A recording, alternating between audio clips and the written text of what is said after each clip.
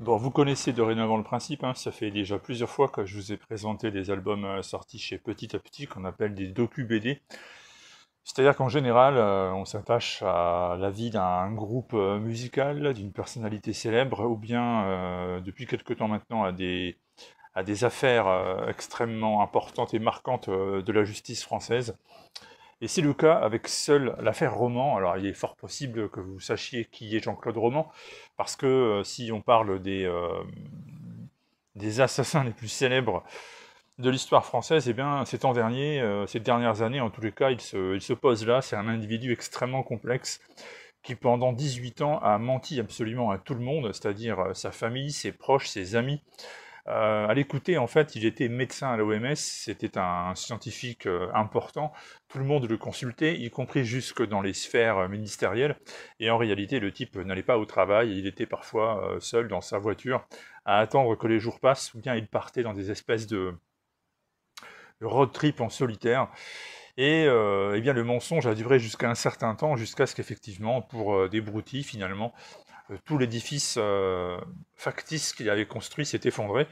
Et lorsqu'il s'est effondré, eh bien, Jean-Claude Roman a supprimé l'intégralité de sa famille. Il s'en est pris à sa femme, il s'en est pris à ses enfants, il s'en est pris à ses parents. Et ce sont des meurtres assez durs, assez atroces. Il n'y a jamais vraiment de meurtre joyeux, mais là, on a vraiment quelqu'un qui va au bout du concept et qui tombe dans la folie complète. Et est-ce vraiment de la folie d'ailleurs? On a une enquête qui est menée, qui est retracée dans cet ouvrage, avec à la fois des parties documentaires qui sont là pour nous expliquer vraiment ce qui s'est passé. Donc on rentre dans les faits, on rentre dans l'aspect judiciaire, et puis on a de la part de Vincent Valette les parties qui concernent le dessin, c'est-à-dire une bande dessinée tout simplement, où on peut revoir un peu ce qui s'est produit à l'époque où il mentait, puis ensuite les conséquences de son mensonge. Et donc c'est vraiment un ouvrage très intéressant, c'est pas le premier, je vous répète, moi je suis devenu fan en fait hein, de ces enquêtes, de ces cas d'école qui nous sont présentés par Petit à Petit, alors, puisque Petit à Petit, vous savez, le nom de famille fait partie n'est pas un hasard, puisque c'est le nom de famille des personnes qui dirigent cette maison d'édition. Olivier Petit donc est en charge là du scénario et de la partie documentaire, et donc je vous l'ai dit, Vincent Valette de la partie dessin. Alors évidemment, si vous connaissez l'histoire dans les moindres détails, eh bien, vous allez retrouver ce que vous connaissez déjà. Moi, j'admets que j'en savais quand même beaucoup. Il y avait néanmoins des choses que j'ai appris, tout simplement que j'avais oublié et qui me sont revenues en mémoire grâce à cet ouvrage.